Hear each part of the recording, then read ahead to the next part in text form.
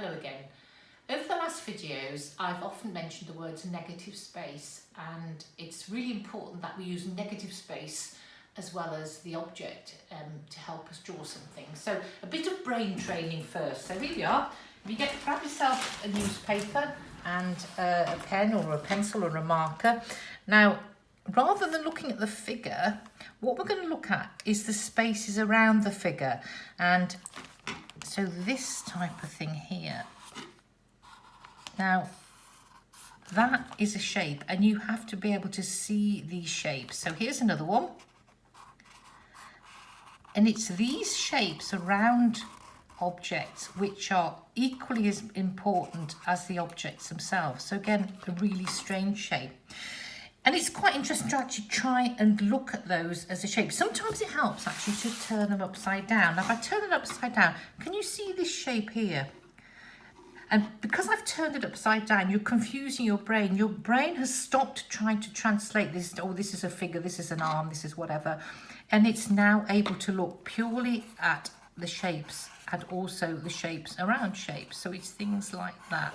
So this is a really quite a good exercise to get your brain to kind of tune in, and sometimes it takes a little bit of time. So again, if you look at a negative space in a picture, just give yourself a few minutes to actually allow that shift in your head.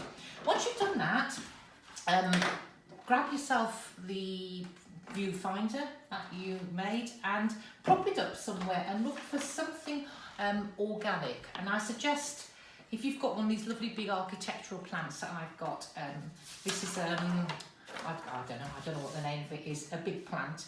And if you prop the viewfinder up, I just used a couple of books in front of the plant. So if you look at what I've done here, there's the viewfinder, and what I draw with these, I drew these spaces. I didn't draw the plant, I drew the negative spaces, all these spaces around the plant. Now, obviously, it helped to have this viewfinder. So use that if you find that's of some use to you. When you've done that, maybe find something that was organic. Find something man-made. This is an inspection lamp, but again, it's exactly the same. All I drew were the negative shapes around the object, and those negative shapes helped me find the object. Now, I did say to you at the beginning of this video that I'm going to just slightly extend that idea a little bit more. And that comes about by you sometimes need to extend a line. If I can prove this, if I can show you this. So here we've got a tree, look, and we've got all these negative spaces around the tree.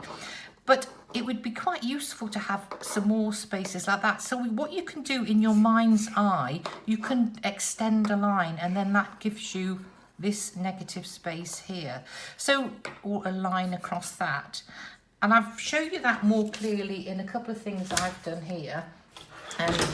You can choose something like a stool or a chair, if I use that, and you can see, first of all, how much pentimenti I've got. I started off and I drew that much too big, but I just kept going. I haven't used a rubber at all, and I kept going, and it was this shape I concentrated on here. And then I wanted to find these shapes here, but of course I've got, they weren't actually lined up. So what I did in my kind of mind, I made things like that, and that gave me this shape here. So you're kind of extending the lines a little bit, which are helping you find the space. And similarly with this one, you would extend the line to help you find those shapes. So it's taking this idea of negative space, but it's just making things a little bit easier for yourself so that you're carving up and finding more negative space.